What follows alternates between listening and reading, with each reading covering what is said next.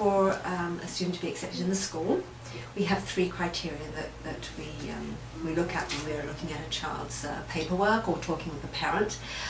We look for a psych assessment stating a child has a learning disability. That's one thing, that requirement that we have. Another one is that they have normal IQ or above normal IQ. And then the 3rd criteria is no significant behaviour issues.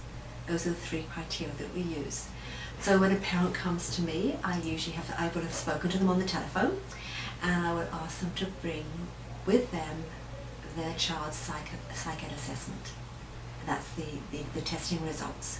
I can't go through them with them when I meet with them because it takes me a while to go through them. So when the parent has left, I take the time and I go through and see if the child meets the criteria, those 3 criteria.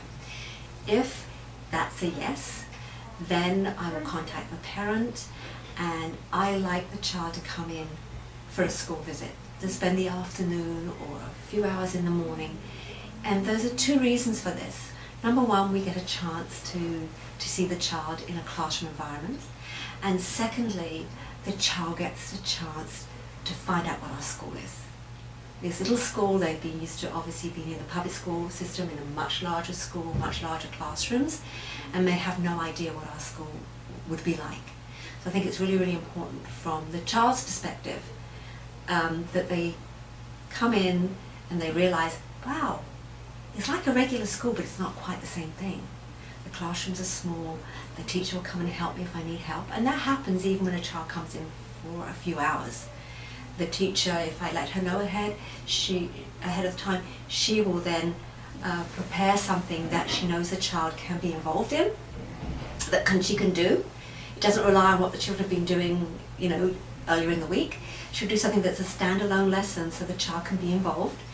And then she will treat that child just like any other student in the classroom. Do you need some help? Would you like me to read something for you? Is there anything that you need? Just like she would, and the aide would with all the other children in that class. So the child gets a little idea of what being at James Cameron School will be like in the classroom.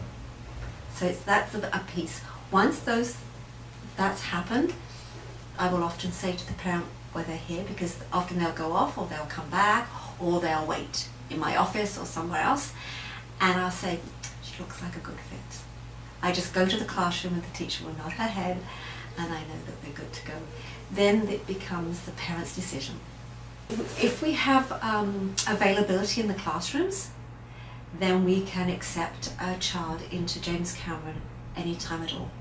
We've actually had students start 2 months before the end of school, and that gives them a little bit of a start before the new school year comes around. They kind of just get used to everything, they become comfortable in the school. Then you have the school holidays.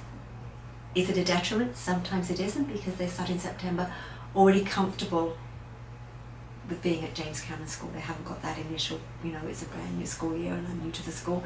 They've been in for a month or 2 and they're comfortable. So it can work anyway, but yes, we accept enrollment anytime during the school year if we have room in a classroom.